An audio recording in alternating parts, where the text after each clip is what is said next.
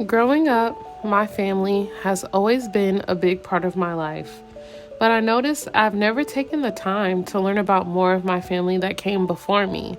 So for the Story of Me video, I had the blessing to sit with my grandparents and get the story of me and my family straight from the source. In this video, I will be talking about the lives of Mrs. Ruby Wingfield and Miss Jettie Parham.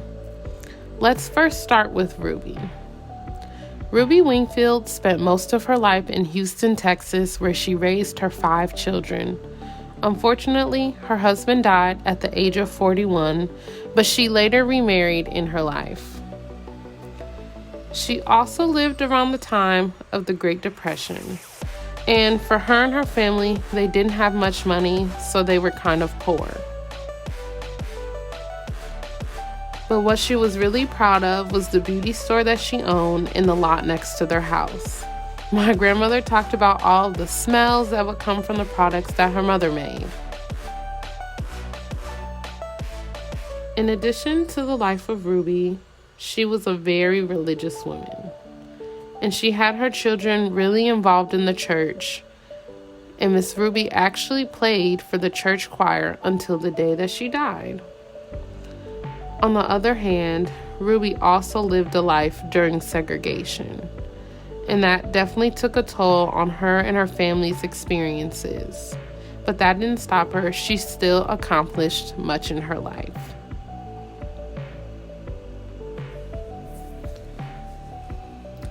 Now we will talk about Miss Jettie Parham. Jettie was a woman who didn't play.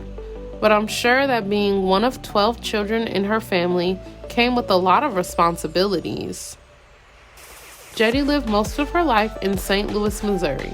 She was also the daughter of an interracial couple.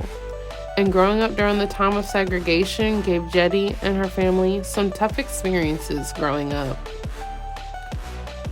But in her life, Jettie also had many jobs. But she mainly worked as a domestic worker, and she also worked in administration. As someone who didn't have much money, she did what she could to provide for her 6 children, and she wanted to raise them the right way, to which 4 of them would soon join the military later on in life. But for me, overall through this project, I gained so much knowledge and appreciation for the stories of my great-grandparents. Being able to learn about where I come from and how my family has evolved was a great experience to have, and is something that I will cherish for a long time. And I'm even more grateful that I got to experience this through my grandparents and their stories.